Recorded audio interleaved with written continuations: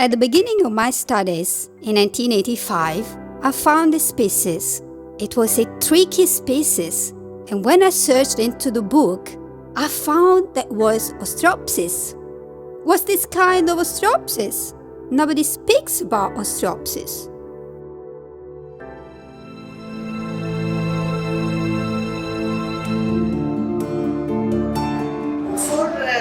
Our part, the National Center for Marine Science, we will start to explore all the coastal area, from the south to the north, in all rocky shores. And I want to point out that 80% of our coast is a rocky coast. Maybe in these places we will find a lot of Ostropsis. And these Ostropsis may not be dangerous. Maybe it is part of our floral algae. Now, a deep research in molecular study will help us to see which species, if it's really a harmful species or it's only a species.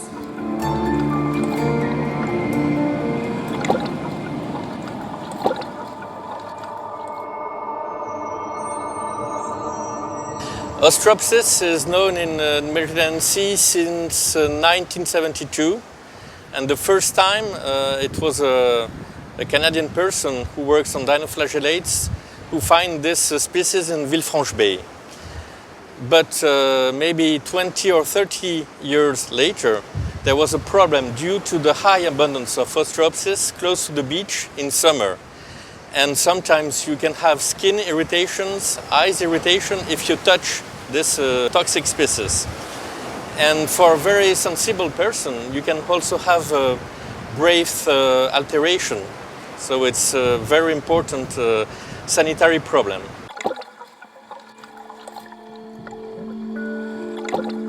We began to work on this species 8 years ago, and there was already some problem in Spain and Italy and in Tunisia also. And then we have to follow the abundance of this species during the summer, because this species like very hot temperature and very hot water. You have a bloom when you have a very, very high number of this species of dinoflagellates in the seawater, on microalgae, and also in the surface. And when you have bloom, you can see that the sea surface is brown with sea flowers, and then it's very toxic, because if you touch this, you can have skin irritation or eyes irritation. The bloom of the species is mainly at the end of July and the beginning of August, when you have a lot of people on the beach. So this is really a problem.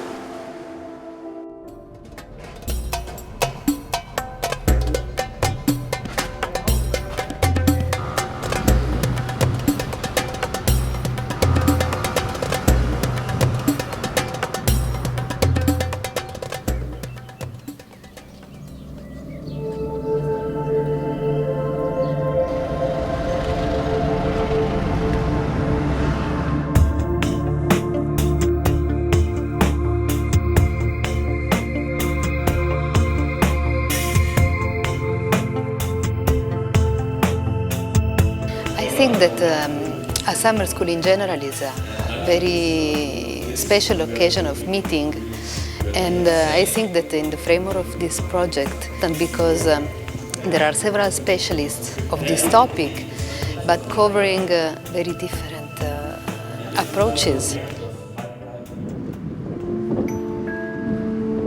In the different countries around the Mediterranean Sea, some people work on Ostropsis, which is a benthic dinoflagellates, but they used to work maybe in different way, because sometimes they used to take a water sample, and other times some scientists take benthic samples.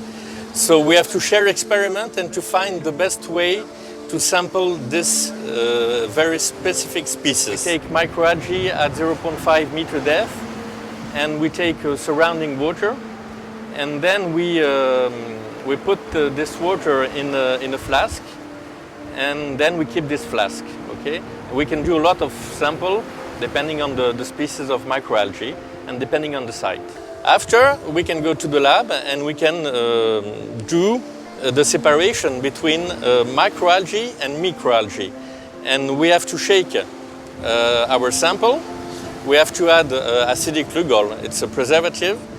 And then if you add acidic lugol, we shake the sample and then we make the separation between microalgae and microalgae. And then after we can observe ostropsis, the dinoflagellates, under microscope.